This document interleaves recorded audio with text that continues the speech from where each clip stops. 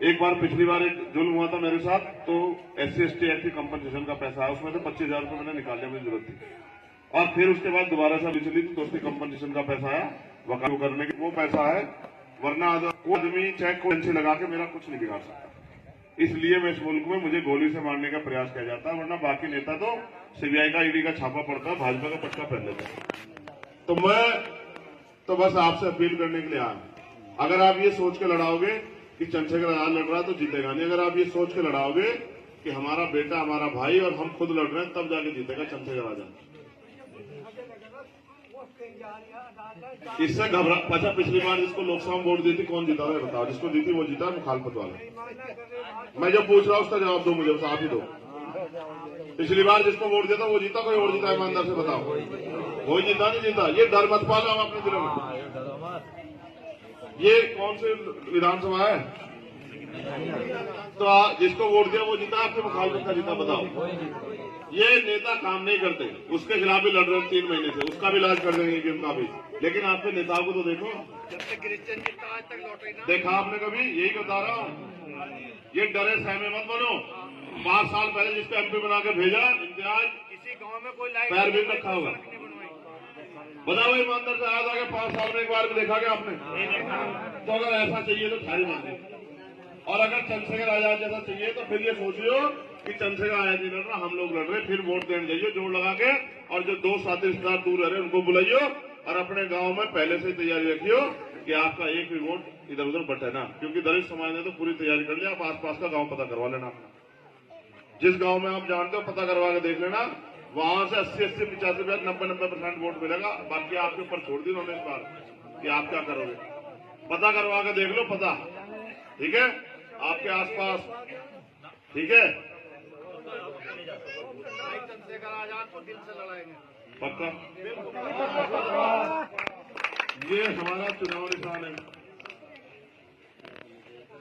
केतली भाई, ये मेरी है या आपकी? बस मुझे बता दो किसकी है, बताओ। पक्का दिल से मान लो, कोई और बात रहेगी ये भी बता दो। जो कहे फिर मैं कह रहा, याद रखिए, इस दिन समय याद रहेगा ना। तो मैं समय छोड़ कर जा रहा, ना समय काम देने कहीं लग रहा हूँ, ठीक है? वो कहते हैं ना कि ना हम सफर से निकलेगा, ना हम नशी से निकलेगा, हमारे पांव का कांटा हम ही से निकलेगा। मेरी बात को याद रखना, लड़ाई हमारी है, हमें को लड़नी चाहिए, कोई लड़ने के लिए आएगा। और ऊपर वाला भी अगर किसी को कुदरती भेजती है तो वो खुद नहीं आती, किसी बंदे को भेजती है ताकत देगी कि भाई चल तू जाके हिम्मत दिखा, तेरे साथ हम वो कर रहे हैं। अगर आपको देखना कम हो जाए तो अलग बात है। इसको तो बेचारे को बंगाल से यहाँ तक दिख गया, इसको महाराष्ट्र से यहाँ दिख गया, आप भी देखना शुरू कर दो तभी जाके बचेगी सारी वो। और EVM के खिलाफ आंदोलन चला 3 महीने से। पूरी उम्मीद है कि चुनाव जो होगा वो बैलेट पेपर से होगा। बैलेट पेपर से नहीं हुआ तो हमने उनको दूसरा ऑप्शन दे दिया कि जो पर्ची निकलती है, मशीन में दिखती है किस पे गई, वो पर्ची बाहर निकाल दो, शीशा हटा दो बस उसका, वो पर्ची हमारे हाथ में आ जाए, उस पर्ची को हम डब्बे में जमा कर दें और आप पर्ची गिन लेना, हमें मशीन से गिनती करवानी है, 5 साल इंतजार करें, वोट देंगे, ठीक है? तो सारे काम आसान हो जाएंगे। अगर आप फोन है नहीं, एक बार जरा जेब में देखो, फोन है चला गया कहीं, देख लो, देख लो एक बार, देख लो है फोन, इसमें नंबर है बहुत सारे, है या नहीं है भाई? इनका प्रयोग करो। जिन के कह रहे चंद्रशेखर हमारा नाम लड़ा रहे, तो आसपास के गांव में दोस्ती रिश्तेदारी बहुत सारी होगी आपके पूरे क्षेत्र में। फोन करो, लोगों को बताओ। जहां तक मैं नहीं पहुंचूंगा, 18-53 बूथ है, मैं कहां पहुंच जाऊंगा किला, ठीक है? आपका फोन पहुंचेगा रिश्तेदारियों में, बहनों के यहाँ, चाचियों के यहाँ, खाला के यहाँ, सबके यहाँ आपका फोन पहुंचेगा कि भाई वो हमारा है, हमारा भाई है, उसकी मदद करनी है, तब जाके बात बढ़ेगी। और आखिरी बात ये रहेगी, इधर देखो जरा जल्दी से, क्या लिखा? एक वोट, हाँ, तो एक मैं खोल रहा इसका ढक्कन, ठीक है? हाँ, तो कुछ नहीं, कुछ खा लीजिए। तो अब आपसे मेरी रिक्वेस्ट है, चाहे आप अपनी मेहनत की कमाई से 1 रुपए की मदद करो, लेकिन मदद जरूर करो, क्योंकि जिनसे मुकाबला बहुत पैसे वाले हैं। मैं तो 24 घंटे 7 दिन यही काम करता हूँ, ना तो मेरा कोई कारोबार, ना मेरी कोई दुकान, ना मेरी कोई नौकरी, मैं तो 24 घंटे 7 दिन यही करता हूँ, ना मैं कोई ठेकेदार हूँ। मैं तो इसी काम को, क्योंकि मैं तो तय कर लिया कि जब तक जुल्म जाति खत्म नहीं होगी तब तक चैन से नहीं बैठने का। तो आपसे अपील है कि आप अपनी मेहनत कमाई से चाहे 1 रुपए की मदद करो, लेकिन मदद जरूर करो जिससे कि मेरा हौसला बढ़े। ठीक है, अब रहा में बैठ, आपने इतना अच्छा प्रोग्राम कराया, आप सबका बहुत बहुत धन्यवाद। एक बात बस याद रख लियो, अगर खून की जरूरत पड़ेगी तो खून दूंगा, मेरी इस बात को आप याद रखियो, आजमा के देख। फिर अभी तक तो मैं लड़ ही रहा हूं, लेकिन अगर कहीं खून की जरूरत पड़ेगी तो खून दूंगा, पीठ नहीं भी करने का। अगर गोली खानी पड़ी तो सीने पर रहेगी गोली। अंदाजा मेरे दम का लगा सकता है, कौन मुझे सही राह दिखा सकता है। बड़े भाई चंद्रशेखर आजाद जी, आप एक उगते सूरज की तरह हमारे जीवन में आए हो। आप नहीं समझोगे तो हमारे दर्द को कौन समझेगा, क्योंकि एक जख्म खाया हुआ इंसान ही दूसरों के जख्मों पर मरहम लगा सकता है। तो मैं बड़े भाई धर्मेंद्र कुमार जी को आमंत्रित करता हूँ कि आए और अपने विचार रखें। धन्यवाद संचालक महोदय हरिश्चंद्र भगत जी। मंच पर बैठे मेरे आदर्श नेता, मेरे रहबर, आजाद समाज पार्टी के राष्ट्रीय अध्यक्ष श्री चंद्रशेखर आजाद साहब, उन्हीं के साथ ये करो या मरो का दौर,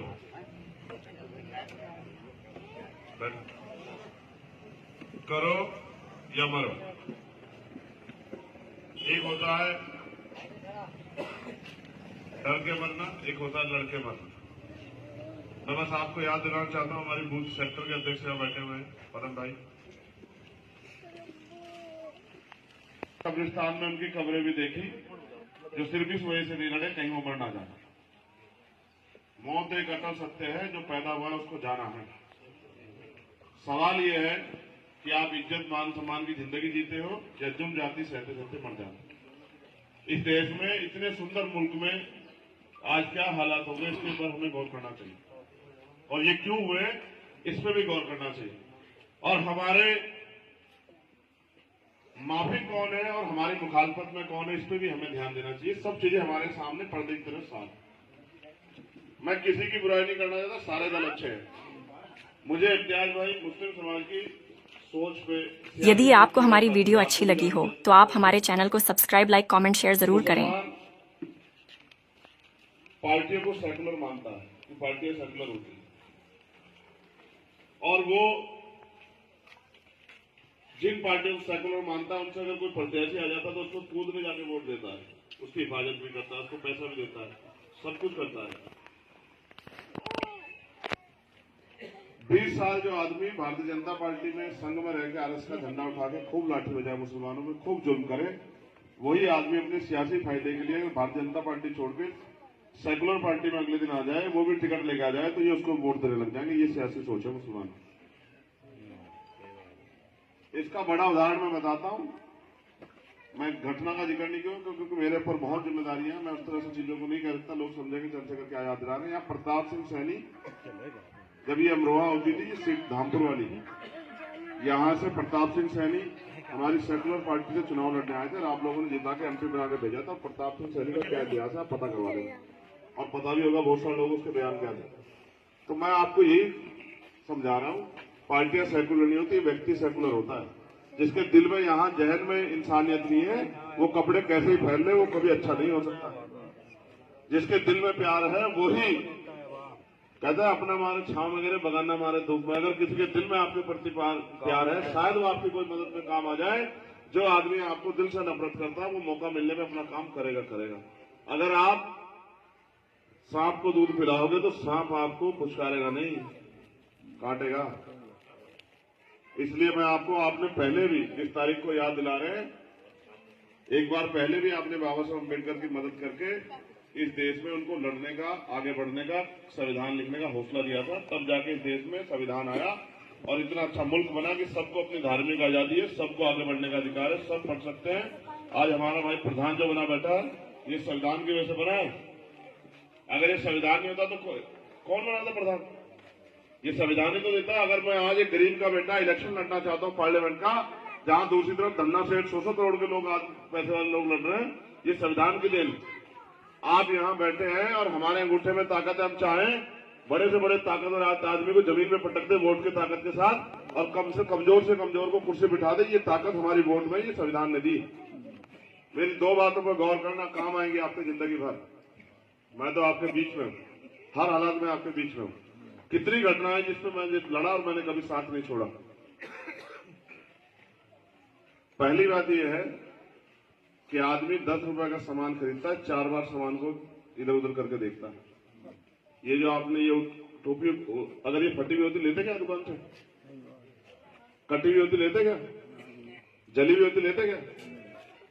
आप 10 रुपए का सामान खरीदते हो, 20 बार देखते हो सामान खराब तो नहीं है, कम तो नहीं है, पुराना तो नहीं है। लेकिन जब आप 5 साल का मुस्तकबिल तय करने के लिए वोट डालने जाते हो तो आंख बंद कर देते हो। इसका खामियाजा 5 साल जुर्म सह भुगतना पड़ता है। आप तराजू रख के तोल लो, कोई प्रत्याशी आ जाए, अगर चंद्रशेखर आजाद से ज्यादा मुफीद या इस संविधान के लिए लड़ने वाला कोई आपको मिल जाए तो मुझे बता देना बस। भाई चंद्रशेखर आजाद भाई बहुत बड़े पैसे वाला नहीं हूँ। पिताजी मुख्यमंत्री रहे, बुआजी मुख्यमंत्री रहे, ये तो एक दोष है कि पैसे वाला नहीं और ये मेरे पीछे बहुत बड़े नाम नहीं। लेकिन आज तक जो पहचान बनाई है वो काम के दम पे बनाई है, संघर्ष करके बनाई है, जुल्म के खिलाफ लड़के बनाई है और जालिम की लाठी रोक के बनाई है, जालिम की लाठी पकड़ के बनाई। और जितनी मुसीबत सह सकता हो आदमी, उससे ज्यादा मुसीबत सह के बैठा हूं। ना सीबीआई रोक सकती, ना ईडी, ना इनकम टैक्स, ना मुकदमा, ना जेल। जितनी उम्र नहीं उससे ज्यादा मुकदमे लेके कंधों पे घूम रहा हूं। और जब इनसे भी नहीं रुका तो गोली चला के, 4 गोली चला के, फिर भी जो है इतना प्यारा आशीर्वाद था महापुरुषों का कि आप भाइयों की दुआ है कि फिर भी बच गया और अब फिर आपके बीच में हूं और अभी जाता भी नहीं कहीं, ये भी आप याद रखना। अगर मैं मर भी गया तो मेरे खून का एक कतरा भी आप लोगों के काम आएगा। मेरी बात को आप याद रखना, आपकी हिफाजत करेगा। मैं तो आपसे मदद मांगने के लिए आया। जमहूरियत में आप ताकतवर हैं, आपके पास वोट की ताकत है। अकेले चंद्रशेखर आजाद को किसी लड़ाई को लड़ना होता तो अब चंद्रशेखर आजाद लड़ लेता, क्योंकि ये तो ताकत बाबा साहब ने आपने अंगूठे में दी है वोट की। आप जिसको वोट दोगे वो कामयाब हो जाएगा। आपने कई एमपी बना दिए, 3 बना दिए आपने इस नगीना लोकसभा में। पलट के आप यहाँ ईमानदार से बताओ, हाथ उठा के आया कोई पलट के? बोला कभी कोई लोकसभा में जाके आपके लिए? किसी जुल्म पे किसने आवाज उठाई? तो अगर किसी ने नहीं उठाई और किसने आपकी परवाह नहीं की तो फिर आप उनको भी छोड़ के इस बार चंद्रशेखर आजाद की मदद करा के और एक तहरीक लिख दो कि हम अगर किसी का साथ देते हैं तो दिल से देते हैं। भाई पैसा नहीं दे सकता हूं और झूठ दिखावा नहीं कर सकता हूं, बाकी जैसा भी हूं आपका हूं और 24 घंटे 7 दिन आपको फील्ड में खड़ा मिलूंगा। ऐसा नहीं कि कहीं बैठ के आराम करूंगा, ये सीखा नहीं। अगर सुख सुविधा की राजनीति करनी होती बहुत लोग चले गए, फिर मैं लड़ता क्यों? बहुत रास्ते हैं जाने के। लेकिन असल बात यह है कि हक की लड़ाई लड़नी है और इतनी ताकत से लड़नी है कि हर मसले पे पार्लियामेंट में खड़े होकर आपके हकों की बात, हक हकूक की बात कर सके। जिन लोगों ने तैयार किया वो दलित हो, पिछड़े हो, आदिवासी हो, मुसलमान हो। आज देखो इस संविधान की वजह से सिस्टम में हमारे लोग थे, पाल का, प्रजापति का, कश्यप का, सैनी का, जाट का, गुजर का, मल्ला का, कुशवाहा का, विश्वकर्मा का, सैन का, चमार, वाल्मीकि, पासे, धोबी, कोरी, खटीक का। और जब मुसलमानों में पिछले वर्ग के जाते इनके बच्चों को भी आरक्षण का लाभ मिलता था, ये भी नौकरी पे जाते थे, ये सिस्टम में बैठते थे, पॉलिसी का हिस्सा होते थे। अब सरकारी नौकरियां बिल्कुल खत्म है, सरकारी डिपार्टमेंट बेच के दे दिए। तो जब सरकारी डिपार्टमेंट नहीं बचेगी, नौकरी नहीं बचेगी तो हमारे में से कौन कुर्सी पे बैठ पाएगा? और जब कुर्सी पे हमारा आदमी नहीं होगा तो फिर सरकार का डंडा हमारी पीठ पे रोज पड़ेगा। अब जो 3 दिन पहले हुआ, बस ये आपको आखिरी चेतावनी है। कल एक वो बयान दे रहे थे भाजपा के नेता कि हमें 400 प्लस सीटें दे दो जो हम संविधान को बदल दें। ठीक है, क्योंकि ना तो कुछ खोने का डर है, ना कुछ खोने को है, ना। इस खबर को देखने के बाद क्या है आपकी राय? नीचे दिए गए कमेंट बॉक्स में दीजिए अपनी राय। ऐसी तमाम बड़ी खबरों को देखने के लिए जुड़े रहिए हमारे साथ। खबर अच्छी लगे तो लाइक कीजिए और शेयर कीजिए और हाँ, चैनल को सब्सक्राइब कर घंटे वाली बटन को दबाना ना भूलिए। फिर आते हैं आपके बीच कुछ खास खबरों के साथ। तब तक के लिए नमस्कार, जय हिंद, वंदे मातरम, जय भीम।